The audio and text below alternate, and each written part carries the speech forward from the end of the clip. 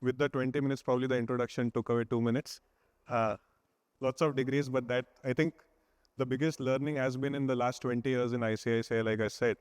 And coming to the topic, of course, high impact portfolios. Now, the word high impact sounds very impactful, but doing things simply has always worked well for us, right? So I think in the previous session also the discussion was how to control emotions and create a portfolio.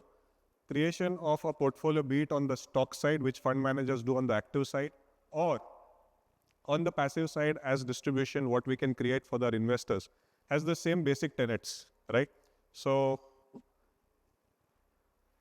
from a presentation flow perspective, just to highlight what is available, right? This is not an exhaustive list. This is something which we have, but the industry is growing very fast. All our peers on the passive side are growing. I mean, about 8 years back when we had a conference on passives, it was something which was new to India. Today, passives is mainstream. It is not passive. It is actually an active way in which people are investing. And that's something which has brought in all the AMCs into launching new funds and the index providers launching new indices. So it's becoming mainstream, which is great for the investors because the more products you have, the more options you have to create a portfolio, right? Typically, we only used to have market cap-based portfolio, market cap-based indices. Then we moved on to sectoral indices, and there are lots more sectors which are available. Recently, we launched oil and gas ETF. There is a metal ETF as was being spoken earlier. So those smaller cuts and pieces are also available to play the sectoral theme as we move along. And the whole growth in smart beta has been phenomenal. Be it low vol, alpha low vol, momentum, etc. A lot of these things would have been spoken earlier, but to create a portfolio, we first need the fodder, that is the products. And luckily, as far as the industry is concerned, the products are available aplenty. As far as costs are concerned, creating a low-cost portfolio is the topic. All products, I think, are low cost relative to anything else that is available in the market. So by default, when you create a portfolio with passives, it is going to be low cost. And there's not going to be any competition in terms of the cost aspect. But the cost aspect is not the main driver as far as the generation of returns for an investor is concerned. Even in passives, what works is how you control your emotions and more importantly, how you control your clients' emotions, right? You may be doing the right thing, but sometimes clients are not in your control 100%. So that's what we've seen. And as we move along, I'll explain through a very live example how we've basically navigated this through a fund which we launched specifically to basically take care of this, let's say, greed and fear. If I go back to our active experience, right, 2007-8 Balance Advantage Fund was thought of because people could not allocate well between equity and debt, right? Then between equity and debt, which sectors, etc., were to allocate. So we came up with the Thematic Advantage Fund of Fund on the active side. And taking a cue from that, we basically launched the Passive Strategy Fund of Fund about 4-5 years back to basically help you to decide where to invest. Now, these all fund of funds were created so that distribution knows exactly what ICICI is thinking, right? What is our thought process in terms of sectors? What we were thinking, we were earlier putting in our annual reports, I mean, the annual outlook. And we used to say these sectors we like, these sectors we don't like. But the real life example of actually running portfolios on that through the fund of funds made a big difference in terms of the way in which we could communicate with the distribution and investors. If I go back to this, I mean, practically everything is available, but one thing which basically we should keep in mind, to beat Nifty 500 in the long run, or to beat, let's say, BSE 500, the 500 stock universe, is extremely difficult. So any investor essentially who really does not want to complicate the portfolio too much, as has been basically spoken by Warren Buffett a lot many times, the 500 stock universe is something which is good as a starting point, even from an SIP perspective. So luckily we now have index funds on 500. And for those who want to know more about this in terms of the passive space and investing, there's a beautiful book called The Little Book of Common Sense Investing by Jack Bogle. Jack Bogle, of course, is known to all of us. He started Vanguard. And that book, very quick book, I think all of us can finish it within one day. Brilliant book for those who haven't read about it. If you are interested in the passive space, that one book will open up your eyes towards a lot of facets. And it is an extremely easy book to read. Apart from that, like I was mentioning, the smart beta bouquet is getting bigger by the day. Lots of cuts and, the universe is changing. In smart beta, there are 3 concepts, right? First is the universe itself. So typically the smart beta universe used to have the large cap names.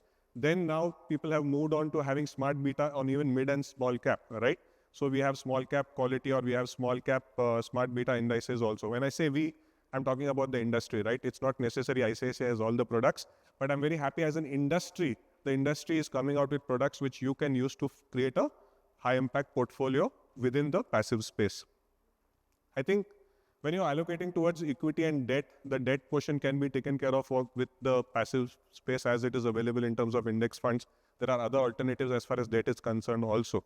But when it comes to the equity portfolio, the core is basically the market cap based. You can create.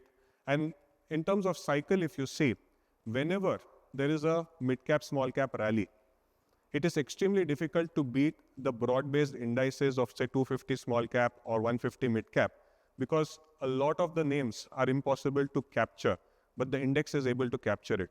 So if you get the timing right in terms of the entry point for mid and small cap at low valuation, say typically March 2020 or 2013-14 period where the rally started in India, it is extremely difficult to beat the mid and small cap indices because the indices are broad-based.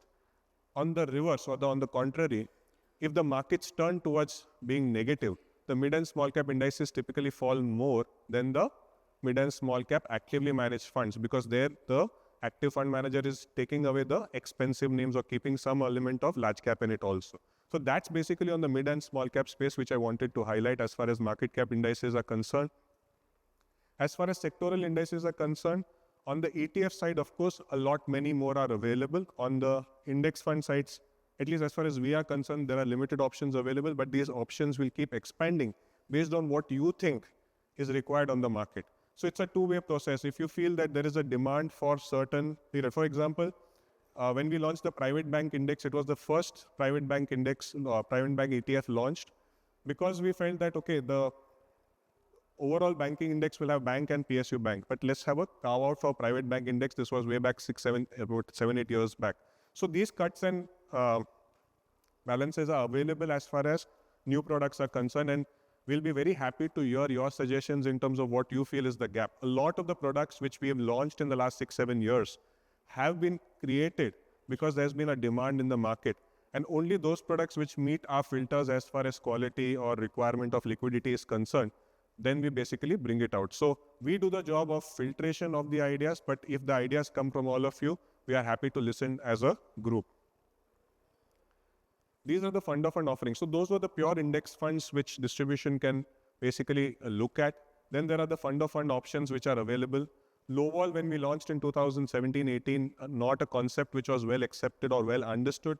Today, luckily, both in terms of HNI audience and distribution, it is a category in its own self. And then we've basically moved on to low vol, alpha low vol, and momentum also. Momentum as a category for those who want to be aggressive is a brilliant tool to basically participate and create a long-term portfolio of an aggressive SIP also. So these are some of the things which can be taken care of. I mean, silver and gold, I'll speak a little later. And as far as to explain the whole concept, and this topic of this discussion is how to create a portfolio, I'll take a live example and explain. The live example is the ICICI Prudential Passive Strategy Fund of Fund, which basically was launched because we found, much like how we saw in 2007-8, where at the peak of the market, even in 2018 for that matter, at the peak of the market, a lot of money rushed into fanciful sectors. 2007-8, we saw infrastructure becoming big. 2018, it was mid and small cap, etc., becoming big. Now probably it is, to an extent, defense maybe, which is becoming bigger in terms of the top of mind recall for investors. To avoid this greed and fear as far as investors is concerned, specifically in sectoral and thematic funds. Now, to create an overall portfolio, of course, you'll have market cap based indices also, right? So there I feel Nifty 500 does the job well for you in terms of the overall, or a BSE 500 does the job for you overall. But the fact remains that apart from market cap based indices, the key to create alpha is within sectoral and thematic. And that's where we felt the passive strategy fund of fund can be a good guiding tool for all of you. If not, I mean, of course, we are happy to take money in that, but that's not the objective of this discussion. Just to show how we've been able to capture. Now, there are so many ETFs or so many sectors and themes available. We remember in 2020, which was the sector which was undergoing the biggest underperformance on a 10-year basis? Anyone? PSUs. So it was but natural that in 2020-21, around the time when this portfolio first being created, you had a situation wherein PSUs were undergoing a very big underperformance. And so PSUs were a large part of this portfolio. Banking had done well, banking was not part of the portfolio. So you can have extreme variations as far as the sectoral allocations is concerned, which is completely different from what your broad-based indices, let's say Nifty 500 or Nifty 50 will have. And that is what creates the alpha. But the biggest challenge is you create or you build, say, a PSU portfolio in 2021. Till 2022, it does not perform, or to you build it in 2020, it does not perform for 12 to 16 months. And then the investor loses interest, or you will lose interest, or you will feel, I am going wrong. So that's where having an anchor of valuation helps a lot. So whenever you're creating a portfolio, even as far as passive investing portfolios are concerned, the common sense elements do not change. The ideal way is that those sectors or segments in which you have an overweight shouldn't have performed very well in the last 4-5 years. So typically say 2015 to 2019, your pharma sector worked, or 2015 to 2019 pharma sector worked very well. 2016-17 to 2021 auto sector worked very well. And then they had their underperformance. If you get stuck in a sector which has done very well around the time when you're investing, then your chances of underperformance increase. And this is exactly what we have to avoid as far as investors' portfolio is concerned. And that's what we have tried to do in this portfolio consistently. Banking, which was a very hot sector, let's say 4 years back, was almost zero in 2021-22. Today, if you look at this portfolio, banking is a very large part of the portfolio. And as you would appreciate, banking was the least value in terms of valuation and the biggest underperformer when the 2024 year started. So that's the whole objective of creating this portfolio. I'll come to the portfolio. Now, again, this is to explain how a portfolio can be created. There can be so many cuts and balances. But the point is, if we look at, say, healthcare, just as an example, right? Healthcare, if you look at, say, 1 year back, was one of the segments which was doing very well. Even now, it has done extremely well. But now with the valuations of, let's say, pharma or healthcare within the universe becoming expensive, we've been able to cut it from 15 to 10%. Now, these small movements of 5 to 10% also, in terms of the longer term, make a very big difference as far as an investor portfolio is concerned. Now, okay, I think the 3-minute buzzer. Now, if you look at the overall creation of this portfolio mix, there is an element of movement between sectors and themes where you'll also have to have patience. Now, when you look at this for the last maybe 9 months or so, not much has changed. It's only healthcare has changed. But if I expand the landscape over 2 years, 3 years, 4 years, you will see big shifts happening. Current exposure to Bharat 22 and CPSE ETF, which is essentially the names at the bottom, is only about 5% or 4%. This same about 4 years back was 20%. So investors or you as a distribution or as an advisor will not be able to probably take such big risk. And even if you take the big risk, it is sometimes required to help you to say whether I'm going right or wrong. And that is what this fund is doing. This fund has been in existence for the last 4 years, and we've been able to move between the themes successfully. It's very similar to the thematic advantage fund of fund, which we have on the active side, right? So this is a guiding tool which all of you can use when you're creating a portfolio. This is obviously not an exhaustive list because this only invests in ETF, but when you are creating a portfolio, you can create a portfolio out of index funds, ETFs, fund of funds, as the case may be. Last 1.5 minutes, we can't have a session on creation of a portfolio without having gold and silver. For the last 4 years, we've been proponents of gold and silver. Luckily, in 2022, the gold-silver ETF was also available for investors to invest. Gold probably has done its first leg of jump, right? From $2,000 to $3,000. So $2,000 peak in 2011. Again, that was crossed, I think, about a couple of years back. And then now we are around 3,400. So gold has done its bit in terms of the safe haven investing, leading to the initial easy returns. From here, probably gold may consolidate, but it's still an asset class which deserves 5 to 10% of your allocation or a client's allocation. Currently, if you do an SIP form, it will be better because lump sum, given the kind of rally that gold has seen, may not be that appropriate.